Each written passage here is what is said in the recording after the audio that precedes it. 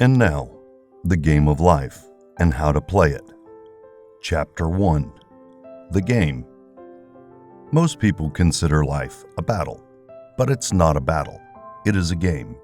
It is a game, however, which cannot be played successfully without the knowledge of spiritual law. And the Old and New Testaments give the rules of the game with wonderful clearness. Jesus Christ taught that it was a great game of giving and receiving. Whatsoever a man soweth, that shall he also reap. This means that whatever man sends out in word or deed will return to him. What he gives, he will receive. If he gives hate, he will receive hate. If he gives love, he will receive love. If he gives criticism, he will receive criticism. If he lies, he will be lied to. If he cheats, he will be cheated. We are taught also that the imaging faculty plays a leading part in the game of life. Keep thy heart, or imagination, with all diligence, for out of it are the issues of life. Proverbs 4:23.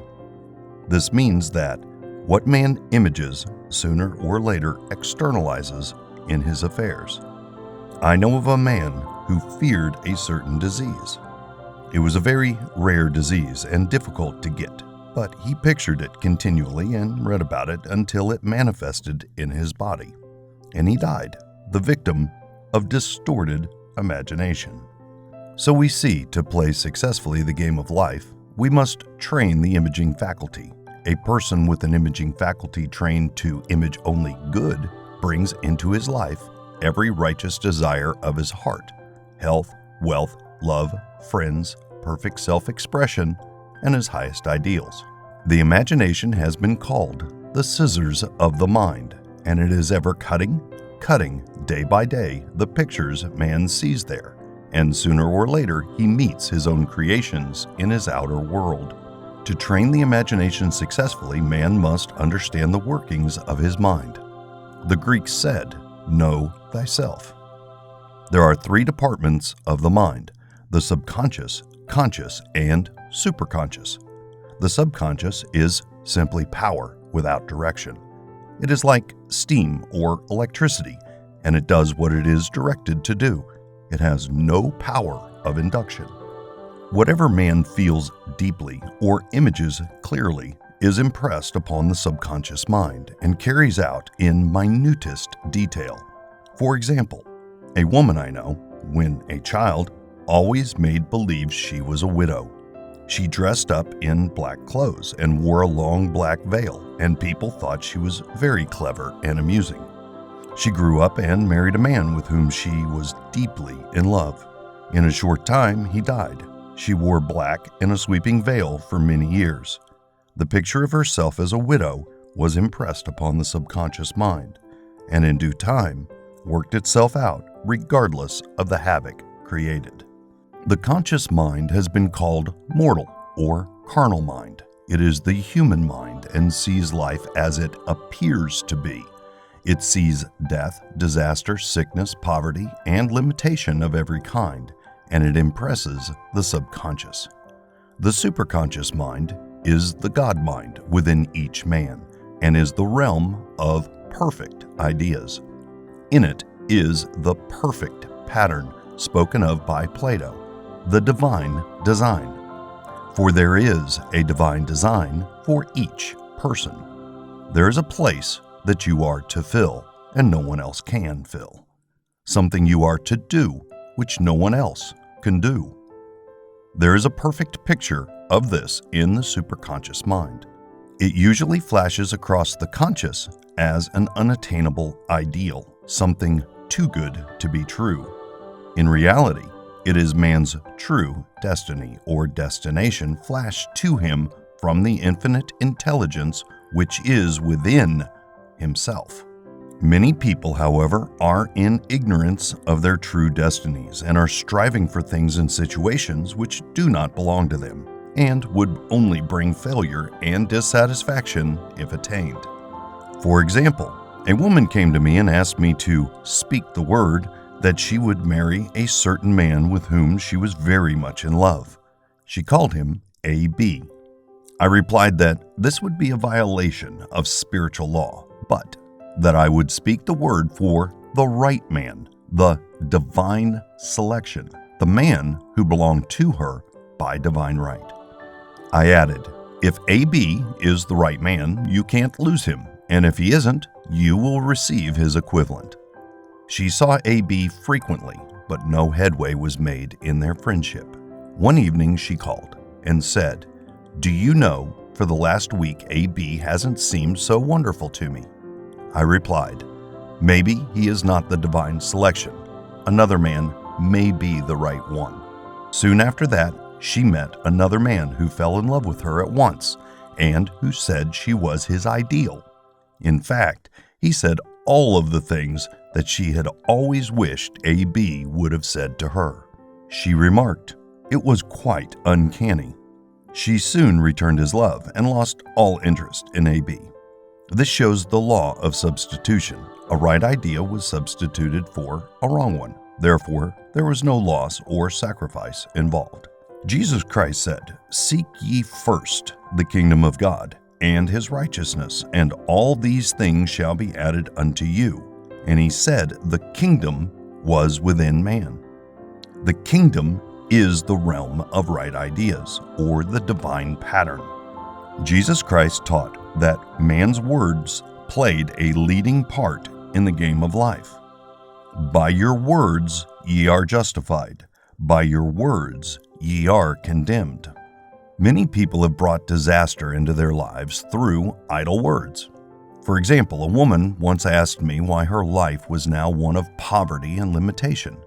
Formerly, she had a home, was surrounded by beautiful things, and had often tired of the management of her home, and had said repeatedly, "I am sick and tired of things. I wish I lived in a trunk." And, she added, "Today I am living in that trunk." She had spoke herself into a trunk. The subconscious mind has no sense of humor, and people often joke themselves into unhappy experiences. For example, a woman who had a great deal of money joked continually about getting ready for the poorhouse. In a few years, she was almost destitute, having impressed the subconscious mind with a picture of lack and limitation. Fortunately, the law works both ways, and a situation of lack may be changed to one of plenty. For example, a woman came to me one hot summer's day for a treatment for prosperity. She was worn out, dejected, and discouraged. She said she possessed just $8 in the world. I said, "Good. We'll bless the $8 and multiply them as Jesus Christ multiplied the loaves and fishes. For he taught that every man had the power to bless and to multiply, to heal and to prosper." She said, "What shall I do next?" I replied, "Follow intuition. Have you a hunch to do anything or to go anywhere?" Intuition means intuition, or to be taught from within. It is man's unerring guide, and I will deal more fully with its laws in a following chapter. The woman replied, "I don't know. I seem to have a hunch to go home. I've just enough money for car fare." Her home was in a distant city and was one of lack and limitation, and the reasoning mind, or intellect, would have said, "Stay in New York and get work and make some money." I replied, "Then go home. Never violate a hunch." I spoke the following words for her: "Infinite Spirit, open the way for great abundance for this person." She is an irresistible magnet for all that belongs to her by divine right. I told her to repeat it continually also. She left for home immediately. In calling on a woman one day, she linked up with an old friend of her family. Through this friend, she received thousands of dollars in a most miraculous way. She has said to me often, "Tell people about the woman who came to you with $8 and a hunch." There is always plenty on man's pathway. but it can only be brought into manifestation through desire, faith, or the spoken word. Jesus Christ brought out clearly that man must make the first move. Ask, and it shall be given you. Seek, and ye shall find. Knock, and it shall be opened unto you. Matthew 7:7.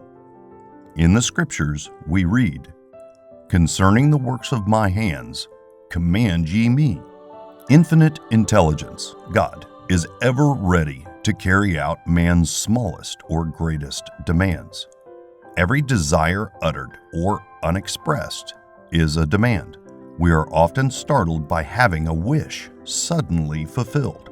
For example, one Easter, having seen many beautiful rose trees in the florist's windows, I wished I would receive one, and for an instant saw it mentally being carried in the door. Easter came, and with it, a beautiful rose tree. I thanked my friend the following day and told her it was just what I had wanted. She replied, "I didn't send you a rose tree. I sent you lilies." The man had mixed up the order and sent me a rose tree simply because I had started the law in action and I had to have a rose tree. Nothing stands between man and his highest ideals and every desire of his heart but doubt and fear. When man can wish without worrying, every desire will be instantly fulfilled. I will explain more fully in a following chapter the scientific reason for this, and fear must be erased from the consciousness. It is man's only enemy. Fear of lack, fear of failure, fear of sickness, fear of loss, and a feeling of insecurity on some plane. Jesus Christ said, "Why are ye so fearful, O ye of little faith?" Matthew 8:26. So we can see we must substitute faith for fear is only inverted faith. It is faith in evil instead of good. The object of the game of life is to see clearly one's good and to obliterate all mental pictures of evil. This must be done by impressing the subconscious mind with a realization of good. A very brilliant man who has attained great success told me he had suddenly erased all fear from his consciousness by reading a sign which hung in a room. He saw printed in large letters this statement, "Why worry? It will probably never happen." These words were stamped indelibly on his subconscious mind, and he has now a firm conviction that only good can come into his life. Therefore, only good can manifest. In the following chapter, I will deal with the different methods of impressing the subconscious mind. It is man's faithful servant, but one must be careful to give it the right orders. Man has ever a silent listener at his side, his subconscious mind. Every thought, every word is impressed upon it and carried out in amazing detail. It is like a singer making a record on the sensitive disc of the phonographic plate. Every note and tone of the singer's voice is registered. If he coughs or hesitates, it is registered also. So let us break all the old bad records in the subconscious mind, the records of our lives which we do not wish to keep, and make new and beautiful ones. Speak these words aloud with power and conviction. I now smash and demolish by my spoken word every untrue record in my subconscious mind. They shall return to the dust heap of their native nothingness, for they came from my own vain imaginings. I now make my perfect records through the Christ within, the records of health, wealth, love, and perfect self-expression. This is the square of life, the game completed. In the following chapters, I will show how man can change his conditions by changing his words. Any man who does not know the power of the word is behind the times. Death and life are in the power of the tongue. Proverbs 18:21.